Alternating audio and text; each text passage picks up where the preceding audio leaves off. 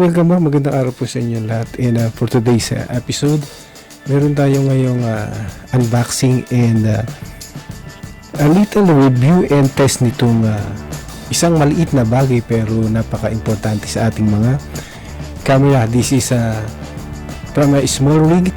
So this is SmallRig Ultra Slim 4K adapter cable from D to A, and the other one is HDMI cable clamp lock for pwede sa Sony and Canon cage. So here we go, let's unbox this. So before we unbox the SmallRig adapter and then the cable clamp, we have here the HDMI cable.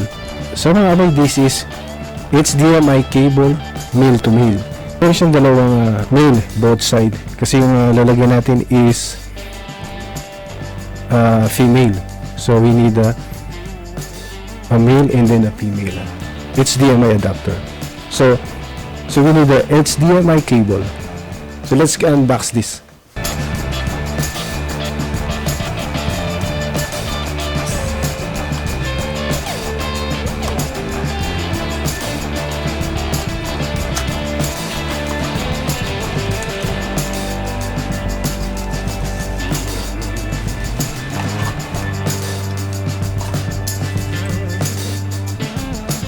So unwrap na natin ito mga abay, yung SmallRig Ultra Slim 4K cable adapter cable from D to A. So here we go, ito yung kanyang female. So this is female and this is so this is micro male, HDMI male. So meron siyang kasama protector or the rubber protector. This cable is designed to make your life easier by converting micro-size ports to full-size ports while still being ultra slim. So hindi siya magiging sagabal dito sa ating mga camera kung ilalagay naman natin to. So actually this is for Sony, but I think this is universal. I-fit natin to sa aking camera cage kung po pwede, kasi yung aking camera cage is Pabz. So I think it's okay naman.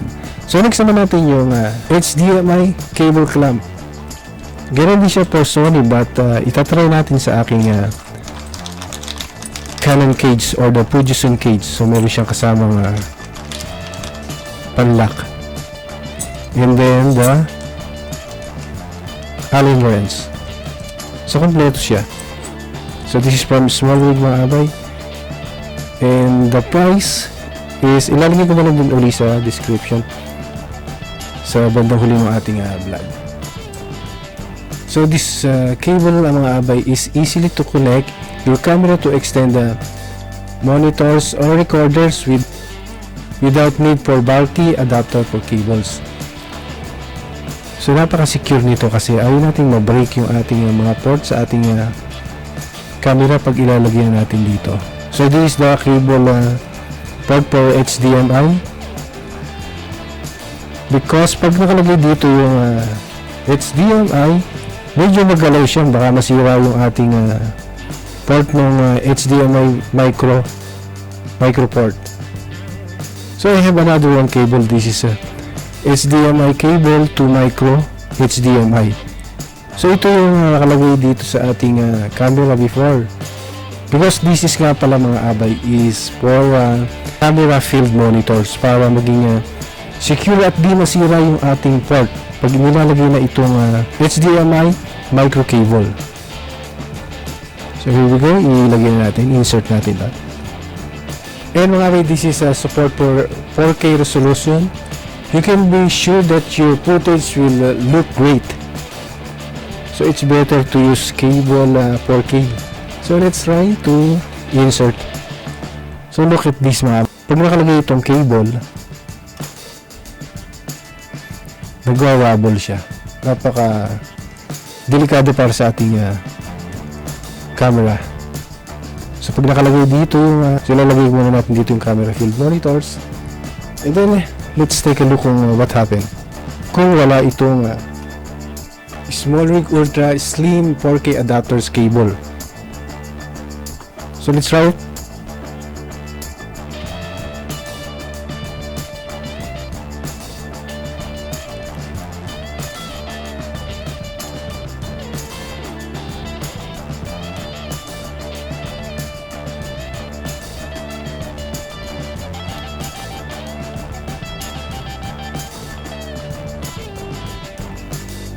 After natin mailagay dito mga abay sa cage yung pinaka holder o yung adapter niya or the bracket, so ilalagay naman natin itong micro size ports. This is male, while the full size ports are female. Make it easy to connect to your existing setup. So let's put it in here. So kailangan huwag tayo magkamali para hindi ma-break. So here we go. So this is the SmallRig Ultra Slim 4K adapter for cable. So by the way, this is a female for the full HDMI cable, and the other one is a male micro HDMI. So when you're done, ay pwede nating ilagay yung camera film monitor. So bago natin ilagay, you can look at this. So medyo sturdy siya. At kung maglalagay naman kayo ng isa pang cable, we need isa pang clamp. So we will install it later. So dito muna tayo sa HDMI to HDMI. So ito yung ating HDMI male na ilalagay natin dito sa male HDMI port. So bali yung pinaka end niya is micro. So here we go, let's install it. And here we go, gano'n lang kadali.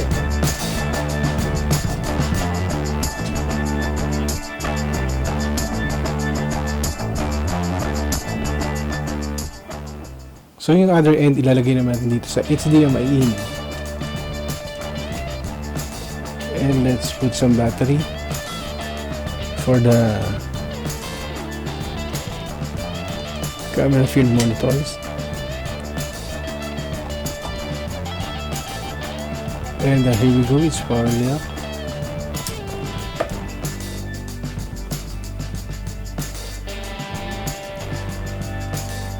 And that's it. It's all installed. So kaya mahaba ito. Hindi ko siya ilalagay dito pag yung nagkakaroon ako ng video recording kung pinifilm ko yung sarili ko. Kaya mahaba itong cable na to. Ay much better kung mas malapit sa atin. Habang nagre-record tayo, nakikita natin. Hindi gaya nung andito sa pinaka top niya, medyo mas malayo. At medyo may kaliitan na ito. This is 5 inches lang. So just like a cellphone. So next naman natin ilagay yung clamp. So for now mga abay, tatanggalin muna natin to. At ito yung ating ilalagay yung isang clamp na SmallRig. But this time, ang gagamitin ko itong HDMI male and then the male micro. So dito naman ilalagay ito, and then we'll remove this one. So this clamp mga abay is pwedeng ilagay mo siya sa kanan or sa kaliwa. So natatanggal naman to eh. This clamp is easy to use. Simply attach it to your camera cage kung po pwede, because pwede naman because this is universal, and slide HDMI cable to the light and the screw to secure the cable in place. The SmallRig HDMI cable clamp lock, you can be confident that your HDMI cable won't accidentally disconnect during a crucial shot. Yun ang isa sa pinaka-importante nating maabay. While we're filming, ayaw natin na ma-disconnect doon. So ayan, pwede natin tanggalin, pwedeng ilagay sa kaliwa, or pwede natin ilagay doon sa kanan. So kung ano yung style ng inyong ng cage. So dito sa akin, ilalagay ko ngayon to. So I think this is from my right. So there you are mga abay. Nandito na sa bandang right side yung clamp, and then yung cover ng HDMI and micro USB i-open natin kasi tatama siya. So mga abay, ito yung isang option ng paglalagay ng clip or magiging secure. Yung isa kasi is yung adapter na nakalagay siya dito, pwede natin ilagay. At pwede na rin itong i-hold niya. But this time, ang gagamitin natin ngayon yung micro HDMI main and then the full HDMI main para sa camera field monitor. So i-attach natin dun sa port HDMI and that's it. Ganoon lang kadali.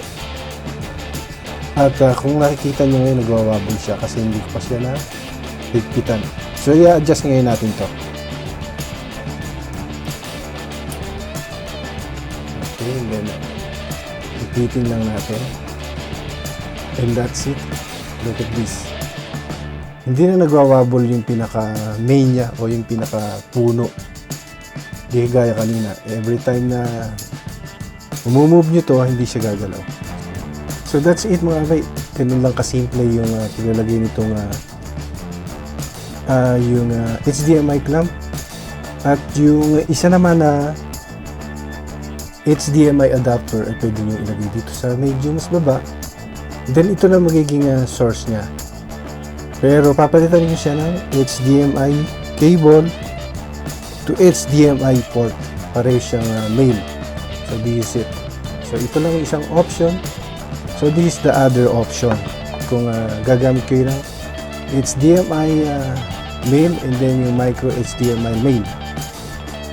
So that's all for today mga abay. I hope you like this video.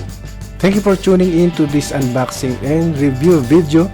I hope you found it informative and enjoyable. In summary, we took a closer look at the SmallRig product, exploring its features, design, and performance. From the moment we opened the box, we were impressed by its sleek and modern design. And as we deeper into its feature, we discovered just how powerful and versatile this product is. So if you enjoyed this video, would like to see more unboxing and reviews, be sure to subscribe to our channel and hit the notification bell to be notified of our latest uploads. Thank you for watching and we'll see you on the next video. This is Pabz TV Vlogs. Maraming salamat. God bless to all. Thanks for watching.